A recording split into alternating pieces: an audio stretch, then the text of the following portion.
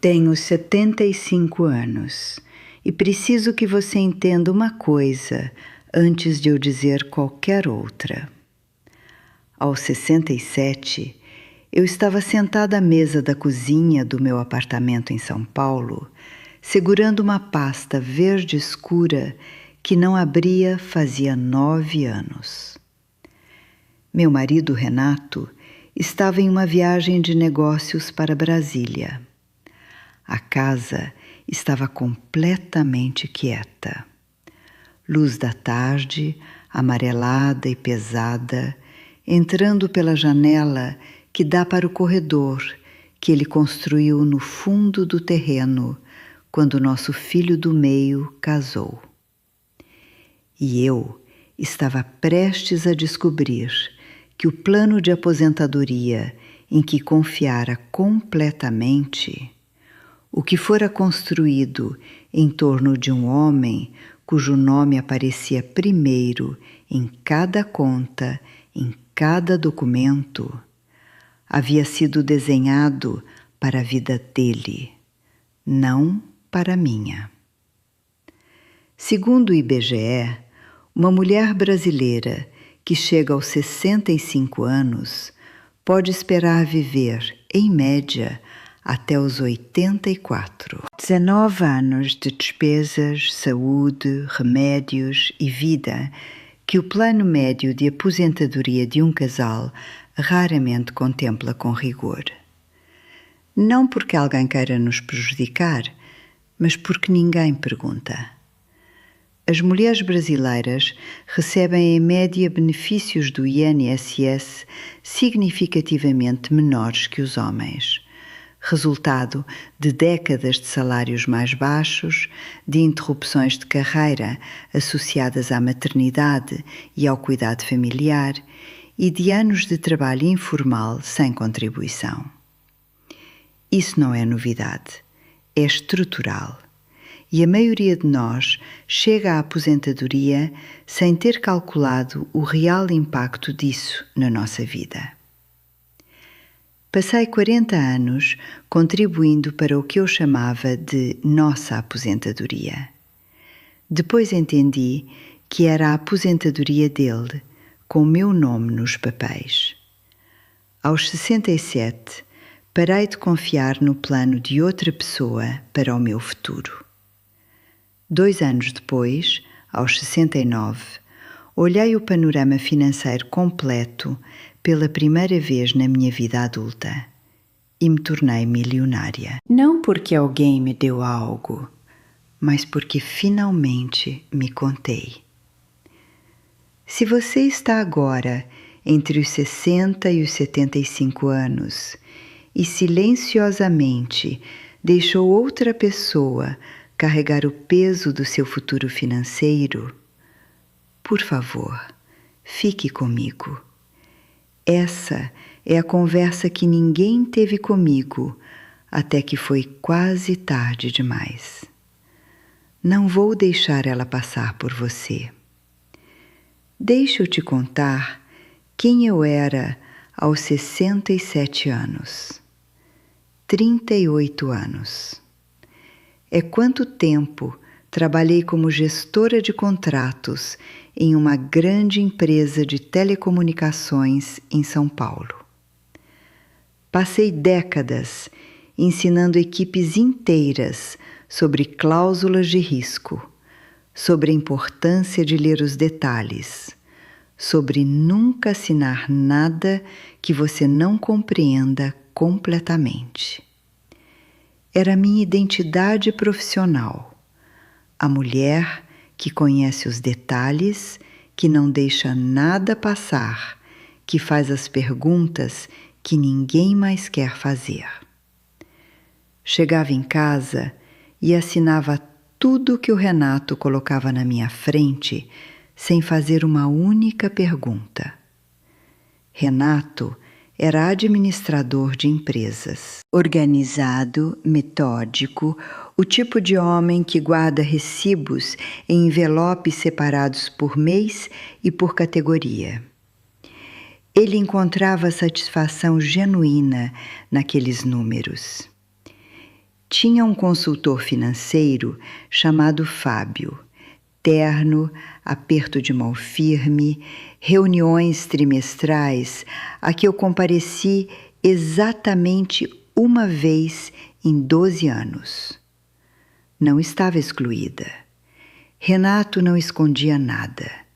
Respondia quando eu perguntava. Genuinamente acreditava que administrava nosso futuro com cuidado. O problema era que eu tinha parado de perguntar quando havia coisas demais para carregar. Dei minha confiança ao Renato, dei meu poder ao Fábio e dei a mim mesma permissão de olhar para o outro lado. O nosso FGTS estava em nossas contas individuais, mas as decisões de como usá-lo em caso de aposentadoria ou emergência, Renato administrava mentalmente. A previdência privada que tínhamos, um PGBL aberto por indicação do Fábio, eu nunca havia examinado os termos: taxa de administração, rentabilidade, beneficiário, modalidade de resgate. Simplesmente existia, como um objeto na prateleira que você sabe que está lá, mas não sabe exatamente o que faz. E o INSS? Eu não sabia concretamente o quanto meu benefício seria.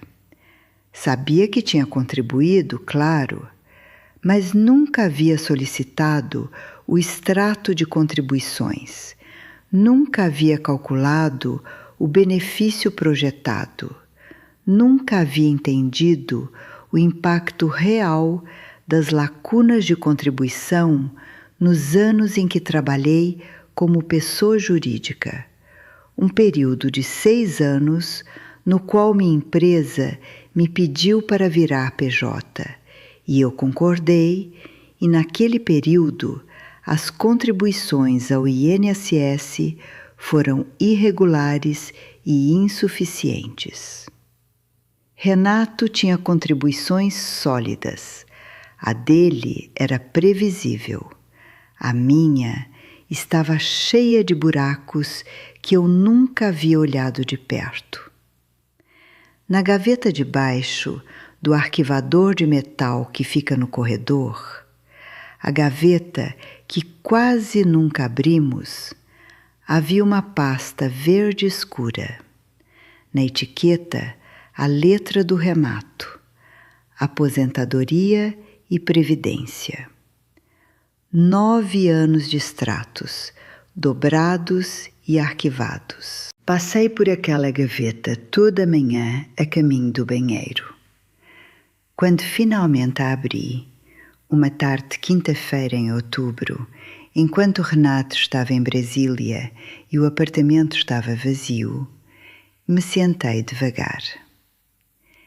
Espalhei os papéis sobre a mesa da cozinha. E o que senti não foi pânico, não foi raiva. Algo mais quieto e mais devastador do que qualquer um dos dois. Apagamento. Tinha estado presente naquele apartamento durante 4 décadas. Cada reunião escolar, cada almoço de domingo, cada conversa sustentada. Presente de todas as formas que importavam para as pessoas ao meu redor. Mas na pasta sobre a mesa, eu era uma personagem secundária. Um nome em contas construídas em torno das decisões de outra pessoa. O barulho do tráfego lá embaixo. O apartamento esfriando com a tarde. Fiquei naquela mesa por 2 horas, lendo, entendendo pela primeira vez a forma completa do que havia cedido. Quero ser honesta contigo sobre o que encontrei naquela pasta. Mas mais do que a pasta em si, Preciso te contar o que nenhum documento poderia me mostrar. As coisas que precisei aprender do zero, numa idade em que a maioria das pessoas assume que seu capítulo financeiro já está completamente escrito. A expectativa de vida média de uma mulher brasileira em boa saúde aos 65 anos é de aproximadamente 84 anos. São 19 anos de aposentadoria a financiar. O plano do Renato, construído em torno da expectativa de vida dele, do horizonte temporal dele, das suposições padrão do Fábio, nunca havia sido recalibrado para contemplar esses anos adicionais meus. As lacunas de contribuição me pesaram mais do que qualquer outra coisa. 6 anos como PJ, com contribuições irregulares ao INSS. 2 anos de licença não remunerada quando cuidei da minha mãe antes do seu falecimento. Esses períodos tinham consequências diretas e permanentes no valor do meu benefício previdenciário. Consequências que eu havia ignorado completamente. A taxa de administração do PGBL. Fui verificar pela primeira vez. 2,5% ao ano sobre o total acumulado. Em 20 anos de acumulação, essa taxa havia silenciosamente consumido uma parcela significativa dos rendimentos que o produto poderia ter gerado com uma alternativa de custo menor. Somei tudo aquela tarde de quinta-feira. Cada conta, o valor do apartamento, o FGTS, a previdência privada, a projeção do benefício do INSS, as aplicações em poupança e CDB. Olhei o panorama completo, talvez pela primeira vez em nosso casamento.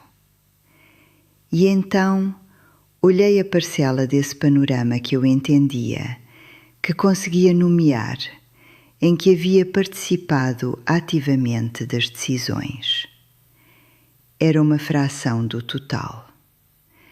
Não porque Renato havia sido desonesto, não porque nosso casamento estava quebrado, porque eu havia estado ausente, voluntária, exaustamente ausente, do trabalho mais consequente da nossa vida compartilhada. Aquela noite liguei para Conceição, uma amiga que havia enviuvado aos 62 e reconstruído sua vida financeira do zero.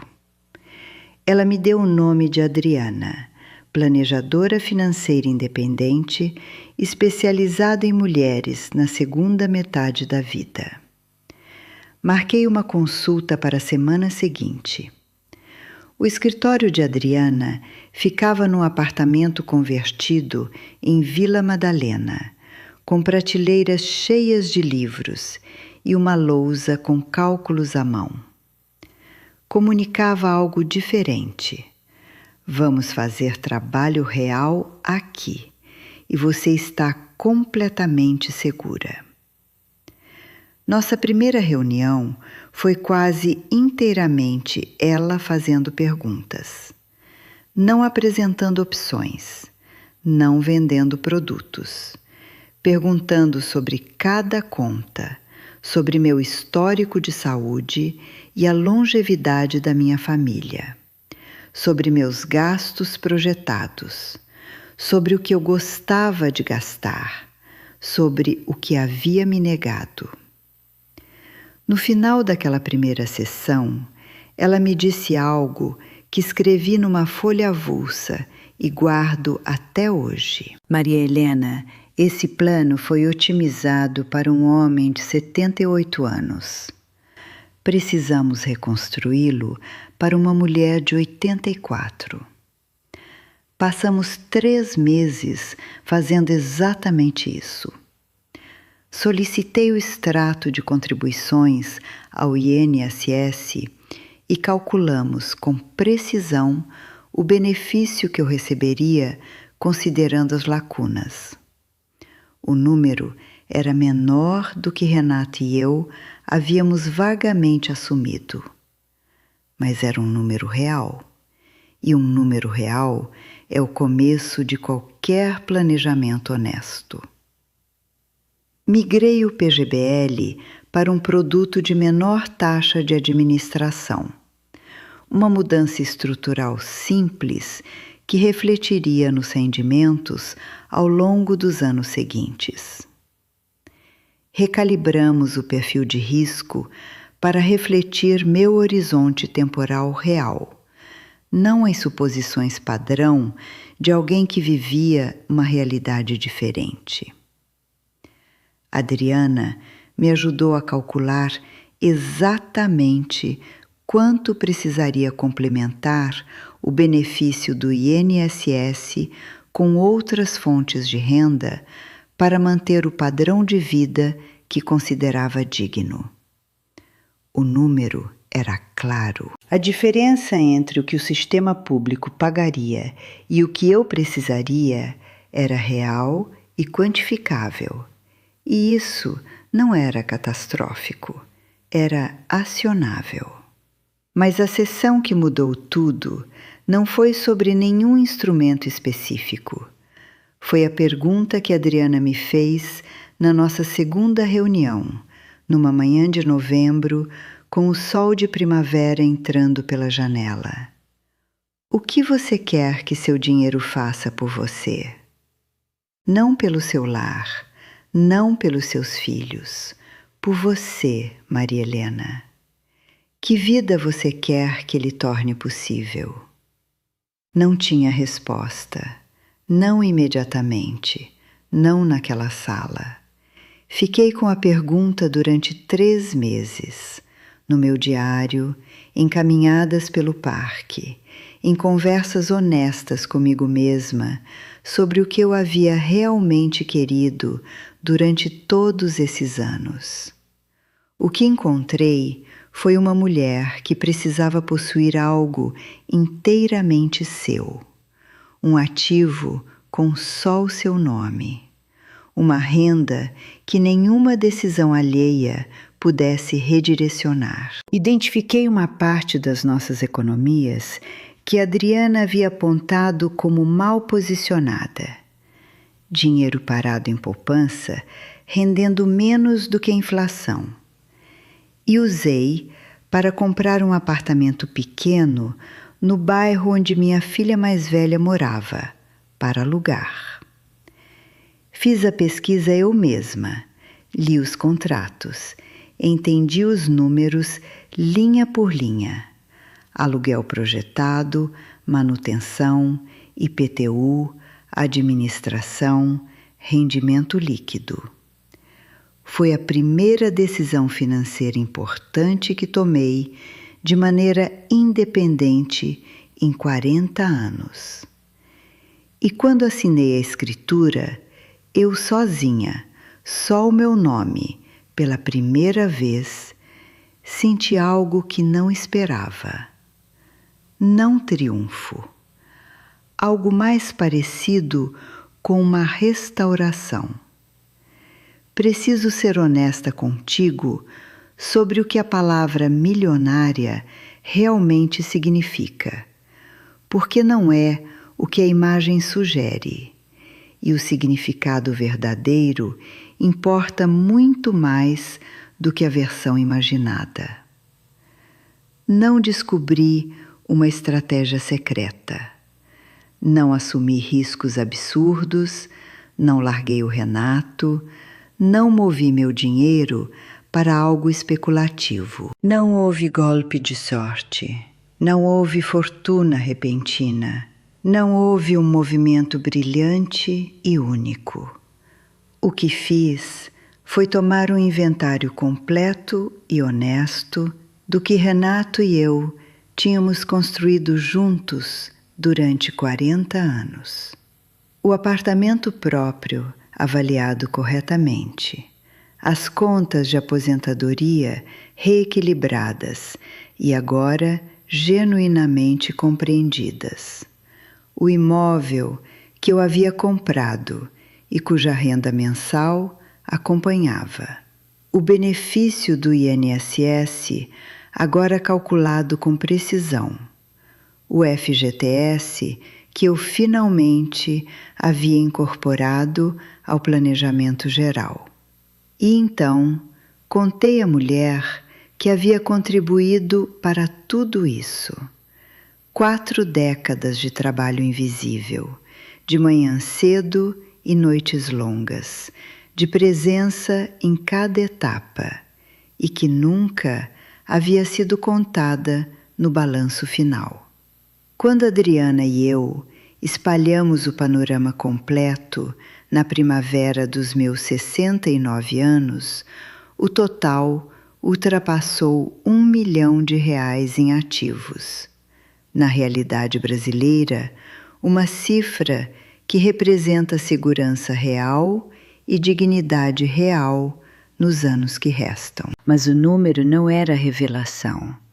A revelação era compreensão.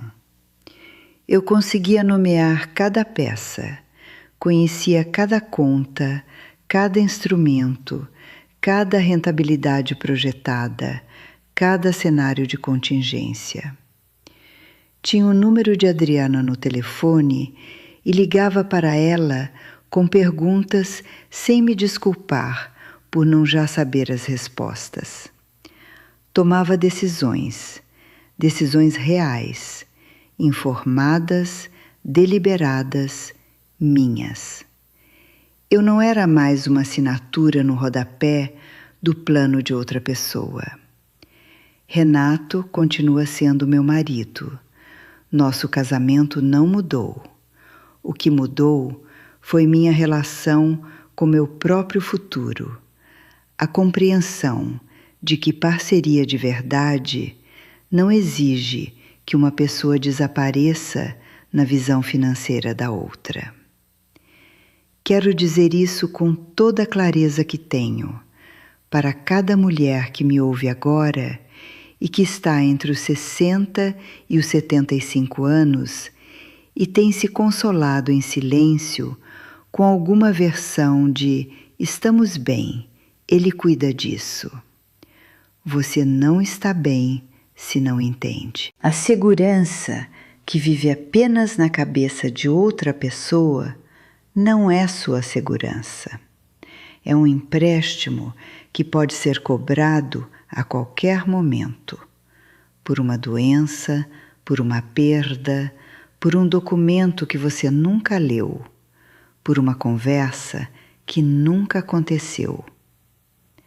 Mas você pode agir, hoje, não perfeitamente, não com um plano já formado. Você pode começar.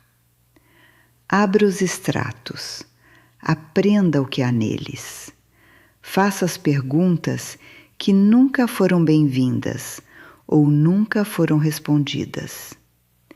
Encontre uma planejadora que trabalhe exclusivamente para você, sem conflito de interesses, com dever fiduciário.